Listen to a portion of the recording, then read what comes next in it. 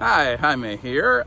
We are gonna plant our front yard prairie, which is called the Hatton Spring Prairie, for this spring showing of wildflowers for our neighbors, both human and wild. A lot of times people say, well, how do you do it? And how big of a place do you need to have in order to have an impact for people and for wildlife and for resilience? And so my idea is that we need nature in many, many places, not just in cities, not just in suburbs, but even in rural places. Sometimes the landscape isn't healthy enough to help with resilience, to help with wildlife, to give us that nature fix that we need every day. All right, so I'm gonna show you how to do this. It's actually not that hard to make a front yard prairie like this. I'm gonna show you some tips and some tricks. So the first thing we need to do is we need to kind of delineate where the prairie is gonna be. I used to use the entire yard, but it looked a little bit unkempt sometimes, and I'm already working in a great neighborhood, our neighborhood, which has really tidy yards. So I wanna make sure that it looks intentional, so I put out signage, but I also wanna make prairie beds that look like it's on purpose. And so there's a couple of tips I'm gonna have here. One is that I'm always gonna keep a mowed edge around the prairie beds. That makes it look more like an English garden. The second thing is, in the middle of our yard, what we're gonna do is we're gonna have a kind of a winding path that is mowed. And that makes it look like there are two prairie beds. So the first step is mark where your prairie beds are gonna go with some flags. So let's get going with that.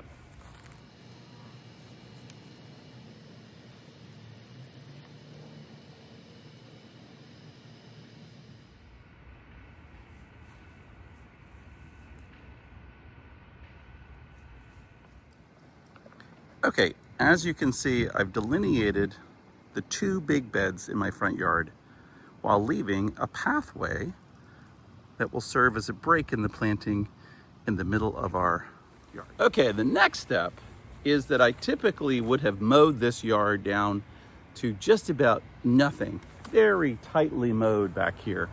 But we have an issue, and it's been very dry. So instead, what I'm gonna do is I'm gonna use this. And I sometimes use this anyway if I mow. We're gonna go ahead and really closely crop areas about the size of a dinner plate. That's gonna allow that soil that we're gonna put down with the seeds later on to sit very comfortably in the yard. So here I go. I'm gonna go ahead and mow small circles deep into the St. Augustine grass here so that we can let that soil get into that basin, that hole, and have a better shot at connecting with the soil underneath.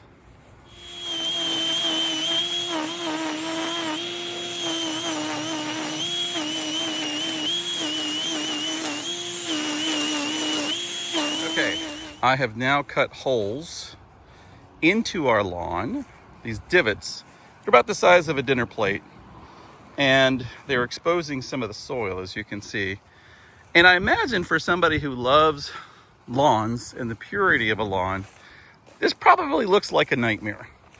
But I would say that once we get these wildflowers growing in the spring, kids are coming by and people are taking pictures with their dogs and their kids. And I'm out here with my wife and my son looking at BTV and relaxing from stressful days. It's gonna be all worth it. Okay, now you're going to mix up the materials you need for those soil patties with the native seeds, the native wildflower seeds in it. So I have 4 components. I have some just regular organic garden soil. I'm gonna use that the most in the mix. And then I have some organic outdoor potting mix that's gonna give it some good nutrients. Sometimes I use mushroom compost. Sometimes I add a little bit of decomposed compost. That kind of helps with water retention. This year I'm gonna go with some red potter's clay. This red potter's clay we use in making seed balls, which are these little marble size creations that have all of these in them. They're rolled up and dried, and then they're thrown into an area where you want to restore. So I'm going to try some of this red potter's clay with our soil patties this year to see if it helps to retain some moisture. And then I have a bag of seeds. These are classic Texas wildflower seeds, things that you'd see on highways here in Texas, things, species that people would take pictures of with their family or their friends. So things like bluebonnets and black-eyed Susans and pink evening primrose and things like that. That makes it a lot showier. And also, people are already trained to love those species. And so when my neighbors come by, when their friends who are new to the neighborhood come by, they go, oh, Texas wildflowers. I get that. I love that. So I use species that are really familiar, easy to grow, and come from a reputable seed source.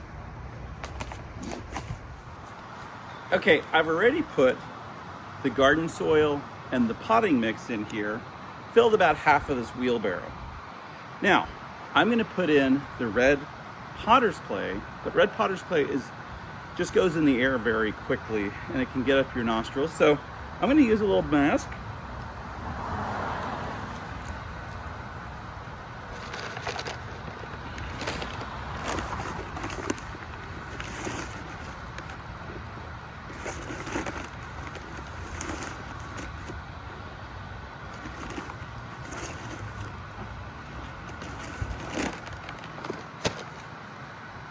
Now, normally, there's a good bit of red potter's clay when you're making seed balls because you want to have a casing around the inside with the soil and seeds.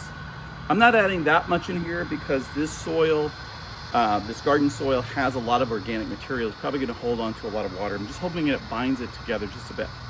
Now, as far as the seeds are concerned, what I'm going to do is I'm just going to add a couple of handfuls to a half wheelbarrow full of soil and clay.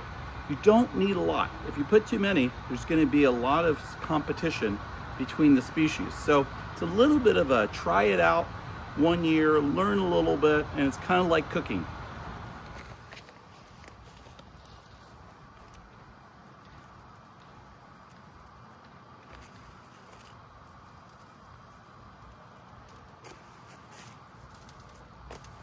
That's probably about enough. You don't want to waste all your seed. And then what I'm going to do is I have to mix this all up with a shovel, and I'll be using my dad's trusty Army shovel. I'm trying to make sure that this is very well mixed.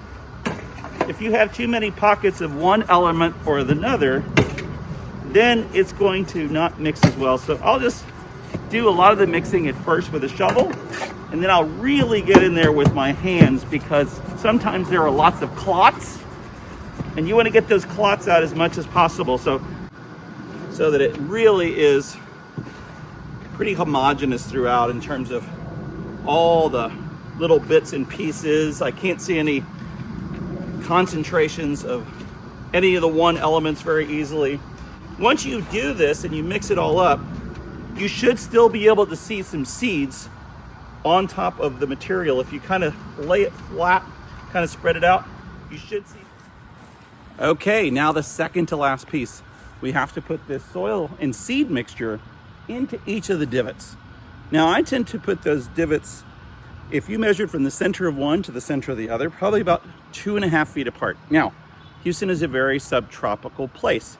Our growing season is almost all year round. Grass grows really quickly. Now it's been a little bit dry, but this is not a regular year.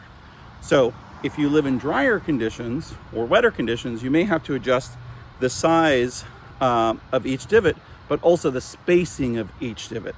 This has been a project we've been doing since 2011. We have a good feel for how the spacing works. And about 2.5 feet from one center of one divot to another works really well.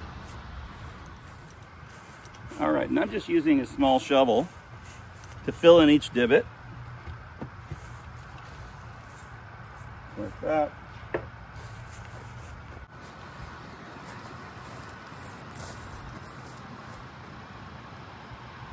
Once each of the divots are full of your soil and seed mixture, you want to step them in to make sure that there's great soil to seed contact and you get it into that divot that you cut.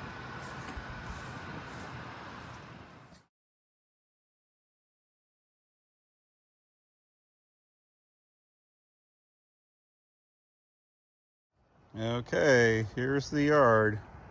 It looks a little bit like it's got some kind of disease, but come springtime, the show will begin. Okay, it's about 1 week later, and you can start to see all the little seedlings coming up. And some of them are identifiable as bluebonnets or other seedlings. So it looks like our technique worked pretty well.